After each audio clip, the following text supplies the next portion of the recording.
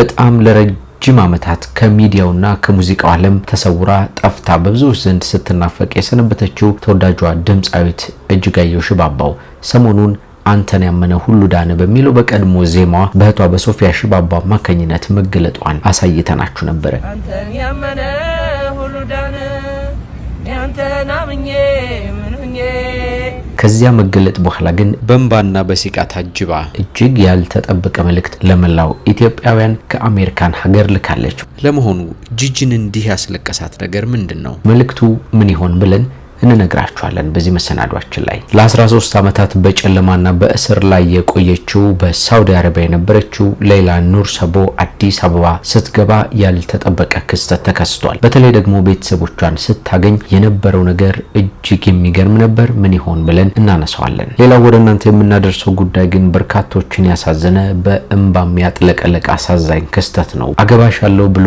ከቤት ባስኮበለላት ግለሰብ እንደተገደለች እየተነገረ የሚገኘው የ14 ዓመት ታዳጊ ወንዝ ዳር ሞታ ተገኝታለች። ምን ይሆን ምክንያቱ? ለምንድን ነው የተገደለችው? እንዴት ነበር ሂደቱ የሚለውን እንዲሁ እናነሳዋለን። በባህር ዳር ዩኒቨርሲቲ የተመረቀችው ተማሪ መንገድ ላይ ቁጭ ብላ ብቻዋን ስታለቅስ ተገኝታ በኋላ ግን ያልተጠበቀ አስደሳች ነገር ገጥሟታል። ምን ገጠማት? ትመለከቱታላችሁ። ይህን ፎቶ እስኪ ተመልከቱት። ቆንጆ ሴት ትመስላለች አይደለ? ነገሩ ግን ሌላ ነው። ወንድ ነው። በጣም በሚገርም ሁኔታ ምን እያደረገ ነው እንዲህ አይነት አለባበስ ለብሶ የተገኘው የሚለውን እንመለከታለን እንማማርበት ዘንድ። እነዚህንና ሌሎች ጉዳዮችን ይዘናል። እንደምን አላችሁ የተወደዳችሁና የተከበራችሁ ጎራ ስቱዲዮ ቤተሰቦች፣ በተለያየ ዓለም ክፍል ሆናችሁ እኛን ተቀዳሚ ምርጫ አድርጋችሁ የምትከታተሉን ውድ ቤተሰቦቻችን እንደምን ከረማችሁልን? እንደምታውቁት ጎራ ስቱዲዮ ወቅታዊ፣ ማህበራዊ እንዲሁም አዝናኝና አስተማሪ የሆኑ ልዩ ልዩ ታሪኮችን እንዲህ እየዳሰሰ ወደ እናንተ ያቀርባል።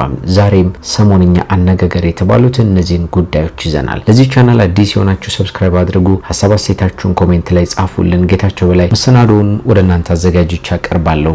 ከኛ ጋር ሆኖ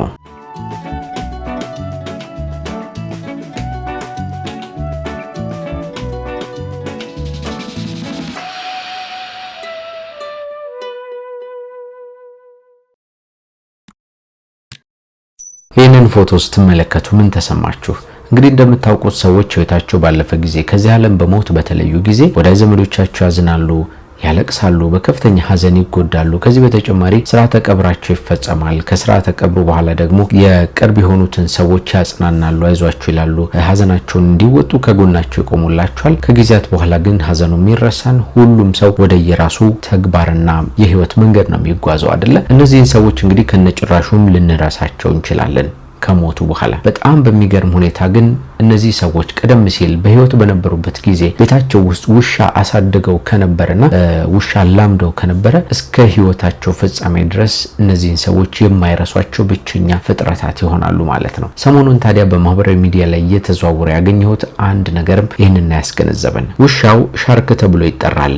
ቀደም ሲል በህይወት በነበሩት በወይዘሮ ሸዋዬ ቤት ውስጥ ነበር ኑሮን ያደረገው። ታዲያ የዚህ ውሻና የወይዘሮ ሸዋዬ ታሪክ እጅግ የሚደንቅና የሚያስገርም ነው ተብሏል። ኩየራ በምትባል አካባቢ ሻርክ የሚባልና ወይዘሮ ሸዋዬ የሚባሉ እናት አብረው ይኖሩ ነበረ። ሻርክ ታዲያ ተራ ውሻ አልነበረም።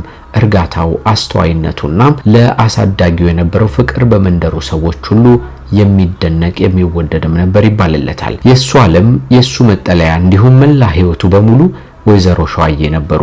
ወይዘሮ ሸዋዬ ሻርክን ከትንሽነቱ ጀምረው ነበር ያሳድጉት። ወይዘሮ ሸዋዬ ልጆቻቸው ከቤት ወጥተው እሳቸው ብቻቸውን ስለሚውሉ ከእሳቸው ጋር የነበረው ቁርኝትና አብሮነታቸው በጣም ይለያል ይባላልና በተለይ ደግሞ ዓመታት እየገፉ በሄዱ ቁጥር ግንኙነታቸው እየጠነከረ አብሮነታቸው በጣም ከፍ እያለ እንደሄደ ነው የተገለጸው። እንዲያውም ጎረቤታቸው በአንድ ወቅት ፓስፖርት አውጥተው ወደ ውጭ ሀገር ለመውሰድ ይመስለኛል ከቤት ይወስዱትና ሌላ ቦታ ያደርጉታል፣ ለጊዜው ጉዞ እስከሚያደርጉ ድረስ ማለት ነው። ነገር ግን ውሻው አንድ ጊዜ አምልጦ ወደ ሸዋዬ ቤት ሄዳል። እንደገና መልሰው ሲያስሩት ደግሞ ገመዱን ይበጥሳል ወይ ደግሞ ምግብ አልበላ ይላል። የሚጠጣ ነገር ማይፈልግም ከሳቸው ውጪ ከሌላ ሰው ጋር መኖር ስለማይፈልግና በእንደዚህ አይነት መንገድ ነበር ትስስራቸው። ስለዚህም ከሳቸው መለየት ስላልቻለ እንደገና ወደ ቤት ነበር ተመልሶ የተቀመጠው። ወይዘሮ ሸዋዬ ወደ ማሳ በሚሄዱበት ጊዜ መንገዱን ከፊት ይቀድምና እየመራቸው ነበር የሚሄደውና ከዛ ማሳ ላይ ደግሞ ሆኖ አንዳንድ ስራዎችን በሚያከናውኑበት ጊዜ ዛፍ ስር ቁጭ ልና አካባቢውን እየቃኘ መንደሩን እየተመለከተ ክፉንም ደጉንም እያየ እሳቸውን በትኩረት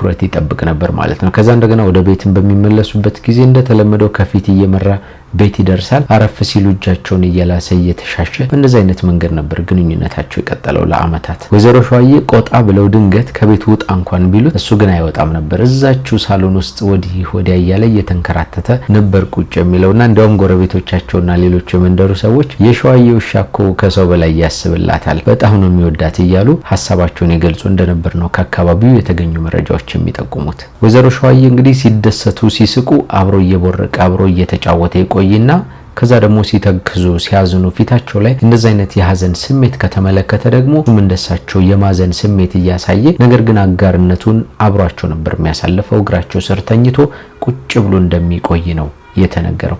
በጣም የገረመኝ ታሪክ ግን እዚህ ላይ ነው የሚጀምረው። ወይዘሮ ሸዋዬ ህመም ገጠማቸውና አልጋ ላይ ይወድቃሉ። በዚያ ሰዓት ለወራት ከእግራቸው ስር ሳይጠፋ አልጋቸው ስር ኩርትም ብሎ ሁልጊዜም ተቀምጦ ይጠብቃቸው ነበረ ተብሎ ነው የተነገረኝ። ከዚያ በተጨማሪ ወደ ሆስፒታል በሚያመሩበት ጊዜና ሕክምና ክትትል በሚያደርጉ ጊዜ እሳቸውን ተከትሎ ሆስፒታል ድረስ እየሄደ ህክምናቸውን አብሮ እየተከታተለ ልክ እንደ ሰው ማለት ነው ምን ላይ እንደደረሱ እያየ እየተመለከተ ነበር የኖረው ተብሏል። ታዲያ ወይዘሮ ሸዋዬ ህመማቸው እየበረታ ቤት ውስጥ በጣም ከፍተኛ ስቃይ በሚያሰሙ ጊዜ አብሮ እየጮኸ አብሮ እንባ ቀረሽ አይነት ሀዘን እያዘነ ኢቭን ምግብ እንኳን ለመብላት ፍላጎት እንዳልነበረው የሚጠጣ ነገርም ለመጠጣት ፍላጎት እንዳልነበረው ነው የሚገልጹት። ከዚያ በኋላ ወይዘሮ ሸዋዬ የመጨረሻው እስትንፋሳቸው ላይና አቅማቸው እየደከመ በሄደ ጊዜ አጠገባቸው ያለውን ሻርክ ጭንቅላቱን እየዳሰሱ እንባቸውን ሲያፈሱ ሲመለከት በጣም ከፍተኛ ሀዘን ውስጥ እንደገባ ተነግሮኛል። በመጨረሻ ግን የማይቀረው ሞት መጣና ወይዘሮ ሸዋዬን ይዟቸው በሚሄድ ጊዜ የመጨረሻው እስትንፋሳቸው በተቋረጠች ጊዜ ከፍተኛ የሚባል ጩኸት በማሰማት መሞታቸውን ባወቀ ጊዜ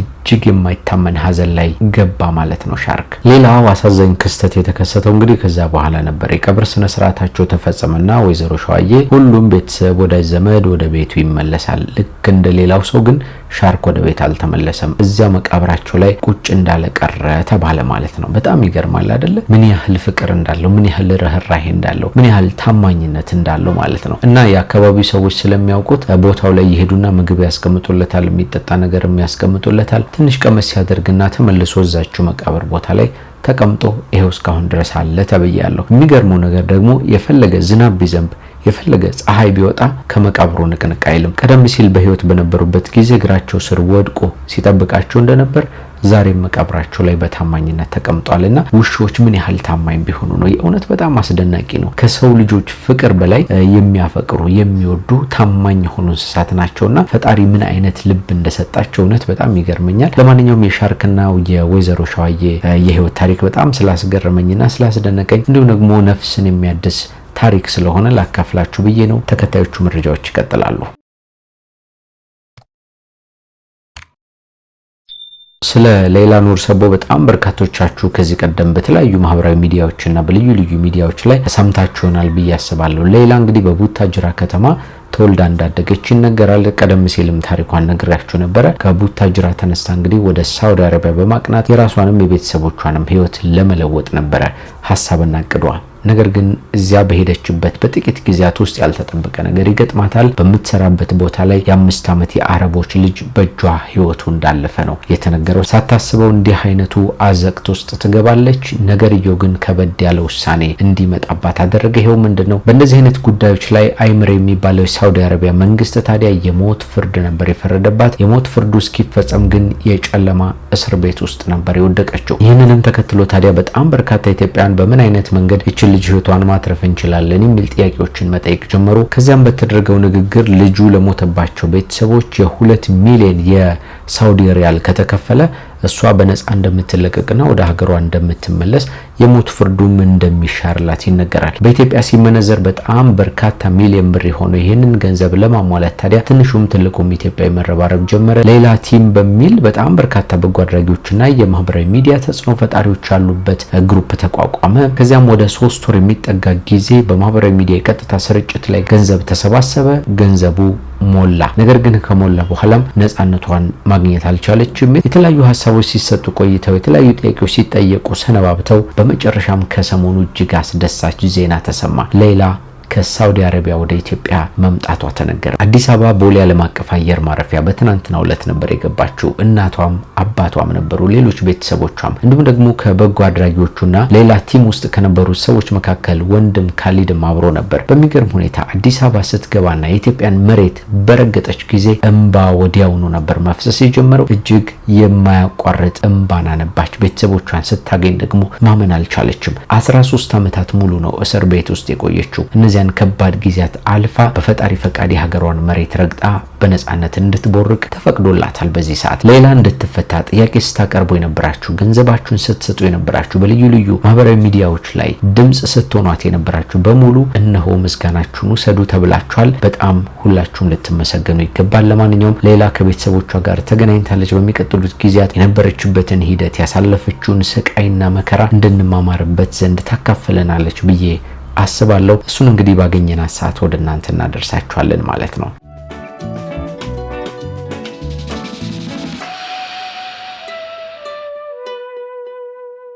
እንግዲህ ከቅርብ ጊዜያት ወዲህ በተለይ ወጣቶች፣ ታዳጊዎች በተለያየ አጋጣሚ በተለያየ ምክንያት ህይወታቸው ሲቀጠፍ እንሰማለን። አንዳንዶቹ ራሳቸውን አጠፉ ተብለን እንሰማለን። ሌላኞቹ ግን በጣም በሚዘገንን ሁኔታ በሌላ ሰው እጅ ነው ህይወታቸው የሚያልፈው። እነዚህ ዜናዎች ተደጋጋሚ ናቸው። በእርግጥ ሰሞኑን የተሰማው ዜና ደግሞ ሌላ አሳዛኝ ክስተት የፈጠረ ነገር ነው። እስኪ ታሪኩን እንስማው። ታሪኩ የተፈጸመው በጋሞ ዞን ምዕራብ አበያ ወረዳ አንኮበር ቀበሌ ተብሎ በሚጠራው ስፍራ ነው። ለሰም የሚከብድ ጆሮን ጭው የሚያስብል አሳዛኝ ክስተት ነው የተሰማው። ምስጋና ቦራና ተብላ ትጠራለች ልጅቷ። በቤት ስሟ ደግሞ ዲቦራ ነው የምትባለው። የ14 ዓመት ታዳጊ ህፃን ናት። ሰኔ 14 ቀን 2018 ዓ.ም አሰቃቂ በሆነ ሁኔታ ተገድላ በወንዝ ዳር ተጥላ ነው የተገኘችው የተባለው በድቡሻ ሚዲያ ኔትወርክ በኩል ያገኘነው መረጃ እንደሚያመላክተው። በዚሁ መረጃ ላይ እንደተመለከትነው በጊዜያዊነት በግድያ ወንጀል የተጠረጠረው ግለሰብ ልጅቷን እንዳስረገዛት ተነግሯል። እንዲሁም ታዲያ አገባሻለሁ በማለት ከቤት ይዟት እንደወጣና እንደጠፋ ተነግሯል። አሁን በነገርኳችሁ ታሪክ መሰረት ከቤት እንድትወጣ ከሆነች በኋላ ባልታወቀ ምክንያቱ ባልተረጋገጠ መንገድ ልጅቷ ህይወቷ እንዲያልፍ መሆኑና በወንዝ ዳር አስከሬኗም ተጥሎ ይገኛል ማለት ነው። ይህንን እንዳደረገ የተጠረጠረው ግለሰብ ታዲያ ወደ ፖሊስ በማቅናት ሰው ገድያለሁ በማለት ቃሉን እንደሰጠ ነው የተነገረው በወቅቱ። ከዚያም በኋላ ፖሊስ የአስከሬን ምርመራውን በአርባ ምንጭ ሆስፒታል አድርጎ ለቤተሰብ ለቀብር ስነ ስርዓት አስከሬኗን ካስረከበ በኋላ ለተጨማሪ ምርመራ በግድያ የተጠረጠረው ግለሰብ ቤተሰቦቹን ፖሊስ አስሮ በሚጠይቅበት ጊዜ ገድያለሁ ያለውን ቃል ይቀይርና አልገደልኳትም በማለት ቃሉን እንዳዲስ ሰጠ ማለት ነው። ታዲያ ይህ አዲስ የሆነው ምክንያቱም ለተጨማሪ አስከሬን ምርመራ ወደ አዲስ አበባ እንዲላክ መደረጉም ነው የተነገረው። በዚህ ምክንያትም ለተጨማሪ አስከሬን ምርመራ ወደ አዲስ አበባ እንድትላክ ተደርጓል የተባለው በዚሁ መረጃ ላይ ያገኘነው ሐሳብ እንደሚገልጸው የምዕራብ አበያ ወረዳ እንዲሁም የሚመለከታቸው የፍትህ አካላት ተገቢውን ምርመራና የማጣራት ስራ በመስራት ወንጀለኛው ላይ ተገቢ የሆነ ፍርድ እንዲጣል በማለት የሟች ቤተሰብና የአካባቢው ነዋሪዎች እየጠየቁ ይገኛሉ ሲል ይሄው የድቡሻ ሚዲያ መረጃ ነው ያመላከተን። እንግዲህ በዚህች ታዳጊ ህፃን ልጅ ላይ የተፈጸመው ነገር በጣም የሚያሳዝነው በዚህ እድሜዋ በለጋነቷ መቀጨቷ በጣም የሚዘገን ነገር ነው። ከምንም በላይ ደግሞ ለቤተሰቦቿ ትልቅ ረመጥና የዘላለም እሳት ሆኖ የሚቆይ ከባድ ሀዘን እንደሆነ ነው የሚታወቅ የሚገመተውና ለማንኛውም ልጅቷንም ነፍስ ይማርልን፣ ፈጣሪ ደግሞ ለቤተሰቦቿ ጽናትን ይስጥልን። መረጃው ይቀጥላል።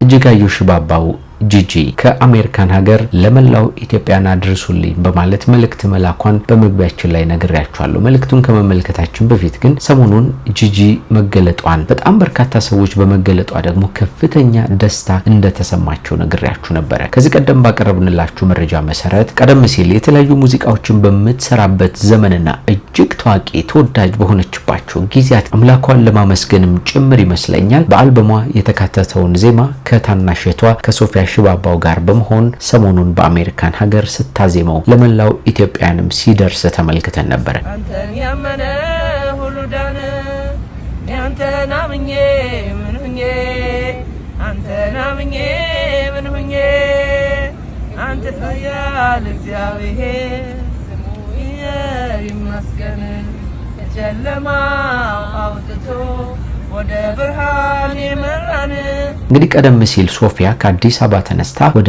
አሜሪካ ከመሄዷ በፊት በቅርቡ እጅጋየሁ ሽባባውን አገኛታለሁ፣ መልእክት ካላችሁ ላደርስላችሁ፣ ምን ልበልላችሁ እያለች በማህበራዊ ሚዲያ ገጾቿ ላይ ጥያቄ ስታቀርብ ነበር። ይህንንም ተከትሎ መች ነው የምትመጪው በይልን እስኪ ጂጂዬን እንደምወዳት ንገሪልኝ እስኪ እንዲህ አይነት የፍቅር ቃላትን የያዙ ሐሳቦችን ሲልኩ ነበር በርካቶች። ይህንንም ተከትሎ ታዲያ ሶፊያ መላው ኢትዮጵያን ምን ያህል እንደሚወዷት እንደሚያከብሯት እንደሚናፍቋትም ጭምር ለእጅጋየሁ ሽባባው ትነግራታለች። ጂጂም ደግሞ ይሄን ያክል ከናፈቁኝ አይቀር ብላ ከረጅም ዓመታት በኋላ ድምጿን ታሰማለች በዜማ ማለት ነው። ይህ ደግሞ በጣም ለብዙ ጊዜ ሲናፈቅ የነበረው ድምጿ በመሰማቱ ምክንያት አድናቂዎቿ ከፍተኛ ደስታ ተሰምቷቸው መልእክቶቻቸውን እንደ ጉድ ነበር ሲያጎርፉላት የሰነበቱትና ይህንን ታዲያ ጂጂ በሶፊያ በኩል ትመለከታለች። ምን ያህል ሰዎች እንደሚወዷት ምን ያህል እንደሚናፍቋት የተለያዩ አስተያየቶችን። ይህ ደግሞ ልቧን በፍቅር ይነካዋል ማለት ነው። ከዚያም መልእክት ላከች። ሶፊያ እንዲህ ትላለች: ወዳጆች በዚህ ፔጅ ላይ የላካችሁላትን መልእክት በሙሉ ለጂጂ አድርሻታለሁ። በደስታ እንባ እያነባች በሳግ ውስጥ ሆና ደጋግማ ወይኔ ታድዬ ሰው ይህንን ያክል ነው እንደሚወደኝ እያለች እጅግ በሚገርም ሁኔታ ተደንቃ ሁላችሁንም አመስግናችኋለች። ጎንበስ ብላ የኔ ማሮች የኔ ወዶች እግዚአብሔር ይባርክልኝ በማለት መልእክቷን አስተላልፋለች ስትል ነው ሶፊያ በፌስቡክ ገጿ ላይ ያስቀመጠችው። እንግዲህ ጂጂ በመላው ኢትዮጵያውያን ፍቅር በአድናቂዎቿ ዘንድ ያለውን የናፍቆት መጠን ተመልክታ ነው እንግዲህ ያነባችው ያለቀሰችውና በእንደዚህ አይነት መንገድ መልእክቷን አስተላልፋለች። ታዲያ ይህንን ተከትሎ እንግዲህ በርካታ ሰዎች የሚጠይቁት ጥያቄ ጂጂ መች ነው ወደ ሀገሯ የምትመጣው? በምን አይነት መንገድ ነው የምትመጣው? ምን ናያት? ሌሎች ደግሞ የተናፈቁ ዜማዎቿንስ መች ነው ምን ሰማው? የሚሉ ጥያቄዎችን ይጠይቃሉ። ይህ ጥያቄ ግን በዚህ ሐሳብ ላይ አልተገለጸም፣ አልተመለሰም። መች እንደምትመጣ አይታወቅም። በአዳዲስ ዜማዎችን መች እንደምትገለጥ የታወቀ ነገር የለውም። በተስፋ አሁንም አድናቂዎቿ ይጠብቋታል ጂጂን።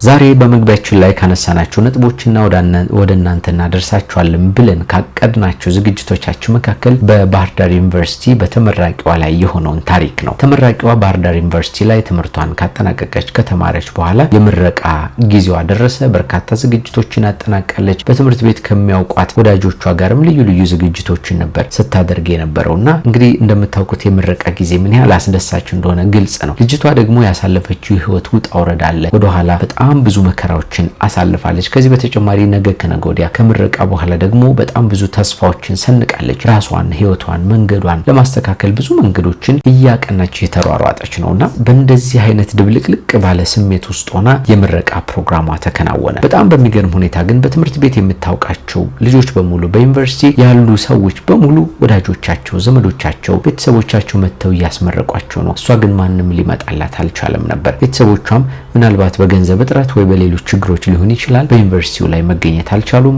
አልመጡላትም። ከዚህ በተጨማሪ ሌላው በጣም ከባድ ነገር ምንድነው? ጠበቅ ያለ ወዳጅነት የላትም ከተማሪዎቹ ጋር። በዚህ ምክንያት አብሯት የሚያሳልፍ ሰው አልነበረም። ሁሉም ቤተሰብ አለው፣ ሁሉም ወዳጅ ዘመድ ካለው ሁሉም የራሱን ህይወት ይቀጥላል እንጂ ከሷ ጋር ሊያሳልፍ የሚችል ሰው አልነበረምና ይሄ ደግሞ በጣም የሚያስከፋ ነገር ሆነባት። እኔ ብዙ ፈተናዎችን አልፌያለሁ። በእንደዚህ አይነት ነገር ማለቅስ የሚከፋኝ አልመሰለኝም ነበር፣ ነገር ግን ያን ቀን ከፋኝ በማለት ጊዜውን ታስታውሳለችና ከዛ በእንደዚህ አይነት መከፋት ውስጥ ሆና ወደ ከተማ ትሄድና አንዲት ካፌ ላይ ቁጭ ብላ ከነጋውኗ የምረቃ ካባዋን እንደለበሰች ሻይ ቡና እያለች ከዛ ደግሞ የሚበላ ነገርም ታዝና በላልታ ቁጭ ብላ በትካዜ ተቀምጣ ነበር። ከዛ ግን ያልጠበቀችው ነገር ተከሰተ። የሆኑ ሰዎች ሰብሰብ ባሉና የካፌው ሙዚቃ ድባብም ተቀየረ። እንኳን ደስ ያለሽ የሚሉ መልእክቶች መተላለፍ ጀመሩ። አስተናጋጆቹ ደግሞ ሰብሰብ ብለው ኬክ ነገር ይዘው መጡና እንኳን አደረሰሽ እንኳን ደስ ያለሽ ብለው ምረቃ ፕሮግራሟን በካፌ ላይ አከበሩላት ማለት ነው። ይሄ እንግዲህ በጣም ልዩ ደስታ ነው። እሷም ወደ ዶርም ከተመለሰች በኋላ በእንባ ነበር እያመሰገነች ክስተቱን ስታስረዳ የነበረውና በጣም ይገርማል አይደለ? የማታውቋትን የሆነች ሴት እንደዚህ አይነት ስሜት ውስጥ ሆና